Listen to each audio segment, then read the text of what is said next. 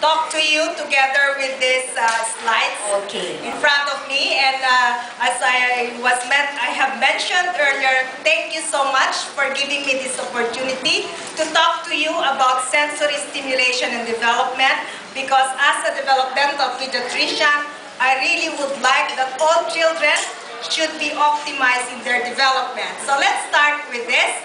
We are all familiar with the fact that we have our 5 senses: sense of vision, sense of hearing, sense of smell, sense of touch, and of course, taste. And during the first few years of life, next please, it is very important. Can I just stand up? Yes, so that feel I free, can Doc. emphasize better to them, Sige. right? So during the first few years of life, which are considered the so-called critical periods of brain development, all of these different senses need to be stimulated. Why is that so? Next slide, please. Because our brains are made up of what we call neurons, and in layman's term, parang ugat-ugat. And the more that you stimulate these neurons, they tend to dumarami, to ramify. So much so that if you're not going to stimulate it, mamamatay siya. The so-called use it or lose it principle. So again, if you're going to stimulate a child using his 5 senses, you have to do it during the so-called critical periods of brain development, and that corresponds to the first 2 years of life. Move on, please. So sensory stimuli would include the following, involving the different senses. Take for instance touch, and this can be achieved simply by carrying or physically handling or swaddling your baby, or your baby, for instance, holding on to some objects.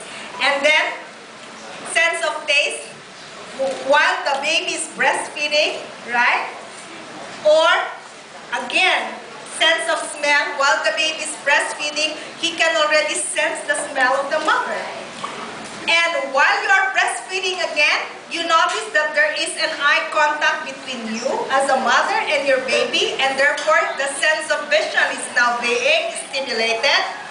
And when you as a mother is again feeding your baby or just simply playing with your baby and you're talking a lot or even singing to your baby, then sense of hearing is already stimulated. Another thing is when you are doing a rocking or swinging motion, then sense of touch is also being stimulated. Next slide, please.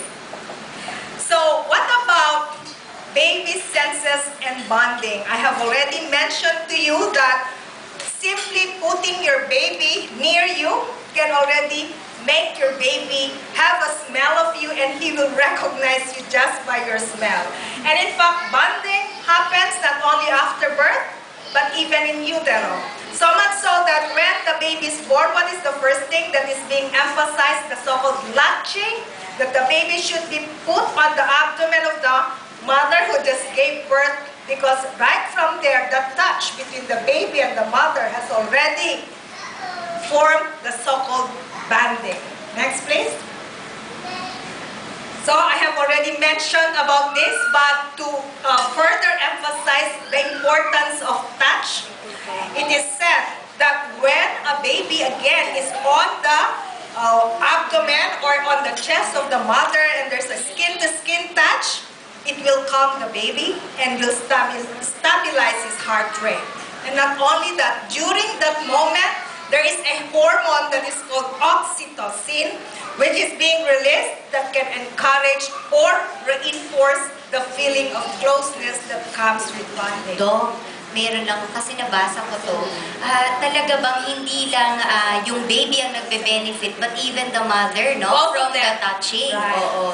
Because you Yes. have that, the happy hormone, right? That's what you happy release. hormone, yes. And the bonding, right? It should be Right. the foundation. Okay, so both mommy and Yes. baby. Next, please.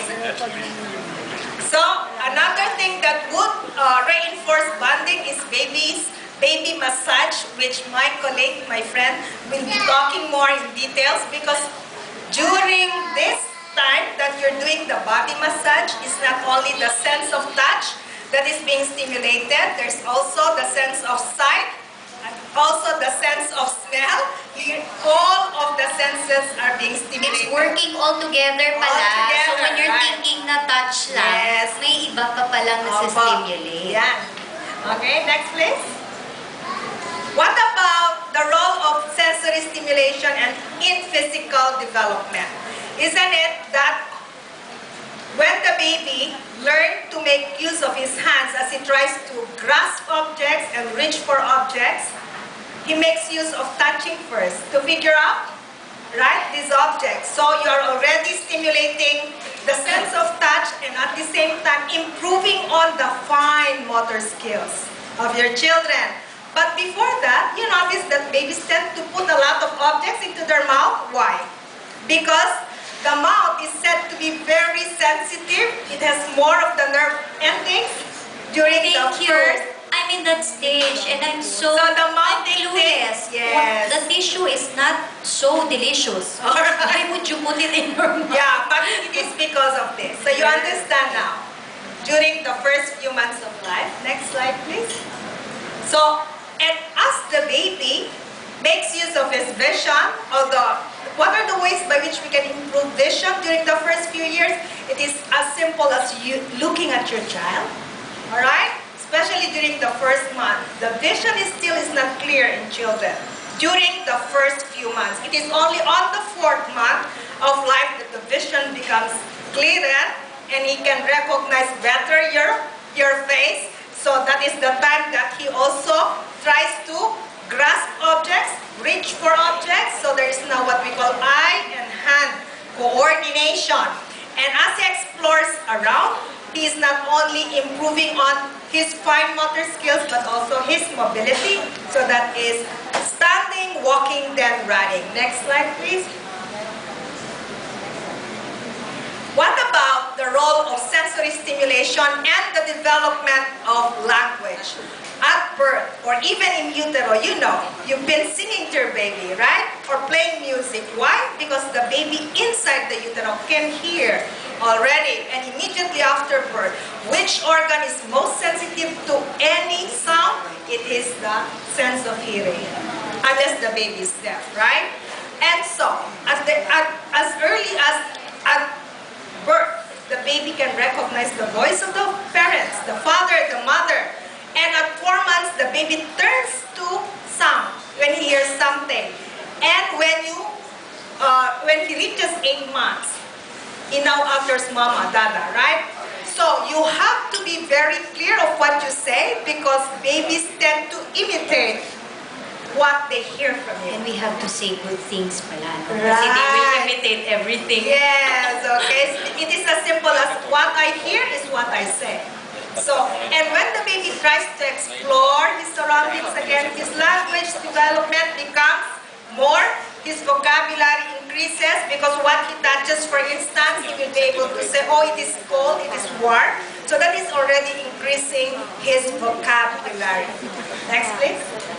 So in summary, I think it has been very well emphasized that sensory stimulation using the 5 senses really is very important, especially during the critical periods of brain development, and this will help in optimizing our child's development.